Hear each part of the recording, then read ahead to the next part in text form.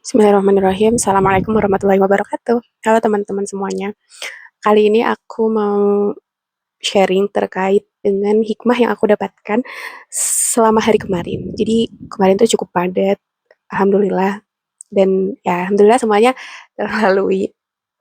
Tapi kali ini yang paling aku highlight adalah terkait dengan perjalanan Al-Quran. Perjalanan bersama Al-Quran adalah perjalanan panjang yang tidak mudah. Jadi kemarin tuh kelas perdana setelah liburan kan. Ketemulah dengan ibu-ibu yang baru. Circle ibu-ibu aku sekarang bertambah lagi.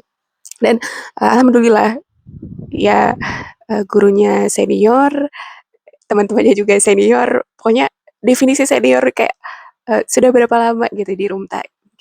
Uh, ada 10 tahun, 15 tahun, kayak minimal banget ya 3 tahun gitu. Kayak Masya Allah. Apalah saya yang ini baru semester kedua gitu. Tapi di situ aku dapet banyak banget pelajaran. Yang pertama, ada salah seorang ibu ya, yang beliau tuh rumahnya jauh. Ini banyak sih sebetulnya di Rumta tuh banyak banget bapak-bapak, ibu-ibu yang rumahnya jauh, ditempuhnya juga tidak mudah. Karena ya Rumta accessible dengan angkutan umum sih, kayak ya angkot gitu. Tapi pasti transit-transit seringnya. Terus untuk naik KRL juga perlu naik ojek lagi gitu. Ada juga yang KRL-nya transit-transit. Pokoknya banyak banget gitu perjuangan orang-orang yang minimal 1 jam perjalanan dari rumah ke Rumta. Bahkan ada yang sampai 2 jam gitu. Berangkat pagi-pagi untuk kelas yang ya hanya 2 jam gitu. Kelasnya 2 jam tapi perjalanannya 2 jam gitu. Nggak mudah menurut aku. Dan untuk naik level di Rumta itu cukup susah. Standarnya nih agak tinggi ya teman-teman. Kehadirannya, bacaannya, bahkan aku aja belum masuk level tahsin. Maksudnya gimana mau sampai misal level bisa setoran gitu hafalan misalnya. Karena tahsin yang ada teorinya aku juga belum masuk. Maksudnya ya aku benar-benar masih belajar teori yang sangat basic dan belajar membaca gitu. Masya Allah sih. Ada namanya buku mutkin gitu kalau di Rumta. Eh, ya disitulah kayak oh iya ternyata memang yang bertahan adalah orang-orang yang punya niat belajar yang nggak pernah keputus gitu. Jadi definisi belajar selamanya, bahkan kalau kata ustazahku, di sini nggak ada yang punya ijazah gitu. Ustazahnya juga nggak punya ijazah, nggak punya sertifikat mengajar lulus sekian bla bla bla itu nggak ada dan nggak ada yang ngejar ijazah gitu ketika belajar di Rumta. Ya, ya Allah. Ya juga ya, sekarang kan orang-orang udah dapat sertifikat ya udah aku sudah certified, aku sudah bisa, sudah fasih bacaannya dan lain-lain. Padahal enggak juga. Nah, ada juga cerita yang menarik. Salah satu ibu yang beliau ini habis cuti. Terus pas mau masuk lagi sama pasangannya ya, sama suaminya, kayak, oh ini nih murid abadi Rumta gitu. Lah iya emang semuanya pasti pengennya abadi gitu. Selama Allah kasih rezeki umur gitu ya, kasih rezeki yang memang kesempatan untuk lanjut, ya udah semuanya abadi gitu dengan tadi levelnya masing-masing. Jadi kayak ternyata untuk belajar kita juga benar-benar memerlukan support system yang kuat gitu. Karena yang pertama dari diri kita aja kita nggak pernah bisa menjamin ya keimanan kita akan di level atas terus itu sangat tidak mungkin. Namanya juga manusia bukan malaikat. Ya pasti naik turun. Dan apakah kita bisa menjamin diri sendiri bahwa iman kita akan ya at least stagnan gitu? Enggak dong. Namanya belajar apalagi misal tadi kalau misal qadarullah belum naik level gitu itu pasti akan capek dan kita butuh support system. Yang paling relate adalah ya memang yang sesama belajar di Rumta misal di lembaga yang sama gitu kalau kata Ustazah ya karena kalau memang lembaga belajarnya juga beda atau ya tempat mengajinya beda standarnya beda ya mungkin akan kamu bacaannya belum bener intinya gitu. Belum bener kali kamu gini gini gini gini kali ya makanya kamu gak naik level gitu padahal bisa jadi dari segi bacaan sudah cukup baik dibanding diri kita yang sebelumnya gitu tapi ya memang belum di standarnya lembaga belajar ini gitu di lembaga belajar beberapa tempat juga mungkin punya standar masing-masing ya untuk meluluskan atau menaikkan level dari pesertanya gitu dan ya itulah pokoknya dari situ kayak emang bener kalau emang kita pengen di jalan yang cukup panjang perjalanannya ini, dan menurutku perjalanan bersama Quran itu nggak pernah ada akhirnya. Oh ya, sama kemarin juga eh, emang lagi ikut ada program men-challenge diri sendiri sebenarnya, menguji apakah hafalanku ini sudah siap diuji. Ternyata qadarullah belum. Maksudnya dari situ, iya ya, kalau aku berjuang sendiri tuh nggak bisa. Makanya aku perlu halakoh, aku perlu guru, aku perlu ustazah, dan aku butuh teman yang sevisi, butuh teman yang sejalan gitu. Susah kalau misalnya nggak akan pernah bisa menjamin kita yang bisa narik orang gitu. Ya bisa, itu kan tapi Allah yang menggerakkan hatinya. Tapi balik lagi, kalau emang pondasi kita juga kurang kuat, ketemu sama orang yang pondasinya kurang kuat, apalagi yang memang eh, belum punya prinsip kuat di jalan Quran gitu, ya akan kendor gitu. Gak ada yang bisa menjamin kecuali Allah.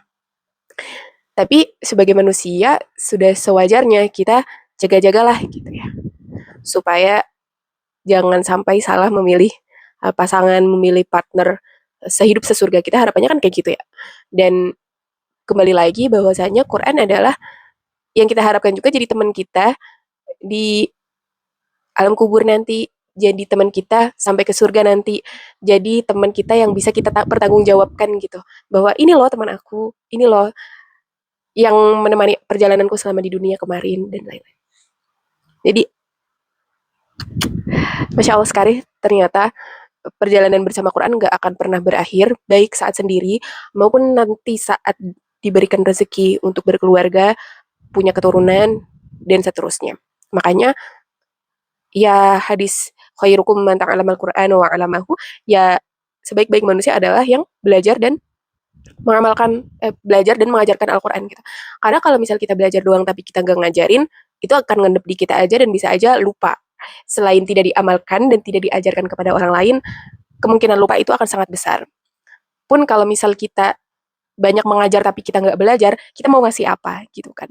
Sedangkan ilmu itu nggak akan pernah cukup. Jadi guru kita pasti punya guru. Gurunya guru kita pasti punya guru lagi. Sampai yang paling atas. Pokoknya pasti punya guru gitu. Jadi pun kalau misal teman-teman kayak ada beberapa yang udah pernah belajar, jangan pernah ngerasa cukup gitu untuk belajar. Makanya berdoa menjadi orang yang kaya raya supaya tidak pelit untuk ilmu gitu. Jadi memanjangkan niat dan doa kita, kayak aku mau jadi kaya raya biar aku bisa memanfaatkan hartaku untuk menuntut ilmu Allah gitu, dan bisa mengajarkannya gitu, dan bisa mengamalkannya. Jadi Masya Allah ya teman-teman, hmm, belajar Quran itu selalu ada hikmahnya, baik kita dengerin dari cerita orang, pengalaman orang bersama Quran, maupun tadi dengan kita berinteraksi langsung dengan Qurannya, itu pasti ada hikmahnya. Setiap saat hikmahnya juga akan berbeda. Dan satu notes lagi, mungkin yang aku rasakan ketika misal beberapa ayat yang sudah pernah distorkan lalu lupa, itu tuh keteteran. Maksudnya aku bingung harus mulai dari mana dan lain-lain. Pesan dari guruku juga, dari ustazahku, gak apa-apa, pelan-pelan aja. Diulangi apa yang pernah dihafalkan dan tidak perlu dijadikan beban. Karena kan walaqad yassarnal Qur'an lidzikri fahal min mudzakir. Jadi Allah itu memudahkan Al-Quran untuk kita sebetulnya kan. Gak mungkin hidup kita jadi sulit karena kita ngafal. Ini sebenarnya menasihati diri aku sendiri ya. Gak mungkin hidup kita jadi makin berat karena kita punya hafalan yang harus dijaga. Justru karena hafalan kita tidak terjaga, maka hidup kita menjadi berat. Oh ya udah kalau kayak gitu nggak usah ngafal, nggak gitu juga. Karena mau jaminan apa gitu supaya kita bisa masuk surga? Mau punya teman yang kayak gimana gitu? Satu-satunya teman yang nggak bakal ninggalin kita di saat apapun itu cuma Quran. Karena ya Quran itu kan kalam Allah ya. Ya itu disitulah Allah menemani kita gitu. Sholat iya, sholat udah pasti. Tapi sholat kan ya itu sudah jelas ya, apalagi ya, sholat wajib 5 waktu. Kita berinteraksi dengan Allah gitu. Tapi kalau baca Quran tuh rasanya ada sesuatu yang bisa kita baca, yang bisa kita resapi, seolah-olah itu bisa dua arah gitu. Kalau kita baca artinya, kita mentadaburinya, baca artinya doang aja, itu tuh kayak, ya udah seolah-olah, kalau untuk menasihati diri sendiri aja ya, bukan untuk di-share. ke orang lain dan dijadikan rujukan, itu nggak apa-apa banget. Kayak, ini Allah tuh lagi ngomong sama aku kayak gini ya gitu. Ya ayuhan nas gitu.